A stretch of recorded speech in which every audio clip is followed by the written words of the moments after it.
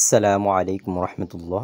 আজকের ভিডিওতে আমরা দেখব কিভাবে মাইজিবি অ্যাপস থেকে আপনার আইডি কার্ড দিয়ে কয়টি সিম রেজিস্ট্রেশন করা আছে সেটা চেক করবেন। কোড ডায়াল করে এবং মাইরবি অ্যাপস থেকে কিভাবে চেক করতে হয় এ সম্পর্কে আমার ভিন্ন ভিন্ন দুটি ভিডিও রয়েছে, যেগুলোর লিঙ্ক আমি ডিসক্রিপশন বক্সে দিয়ে দিব। যাদের প্রয়োজন সেই লিঙ্কে ক্লিক করে দেখে আসতে পারেন।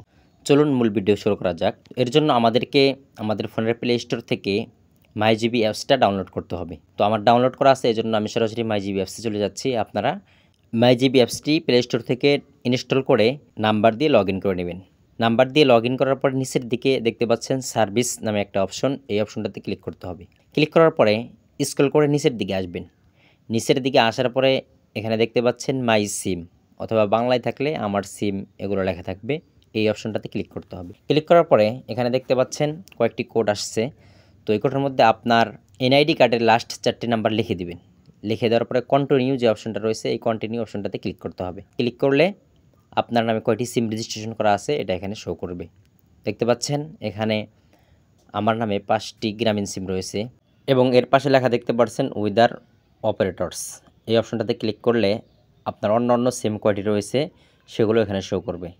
তো দেখেন এটাতে আমি ক্লিক করলাম। ক্লিক করার পর এখানে দেখতে পাচ্ছেন আমার নামে 4টি সিম রয়েছে অন্যান্য অপারেটরের। তো এভাবে আপনারা আপনাদের মাইজিবি অ্যাপস থেকে আপনার নামে কয়টি সিম রেজিস্ট্রেশন করা আছে এটা চেক করতে পারেন। যদি ভিডিওটি দিয়ে কোনো উপকার হয়ে থাকে তাহলে অবশ্যই চ্যানেলটি সাবস্ক্রাইব করে দিবেন এবং একটি লাইক এবং একটি গঠনমূলক কমেন্ট করে দিবেন।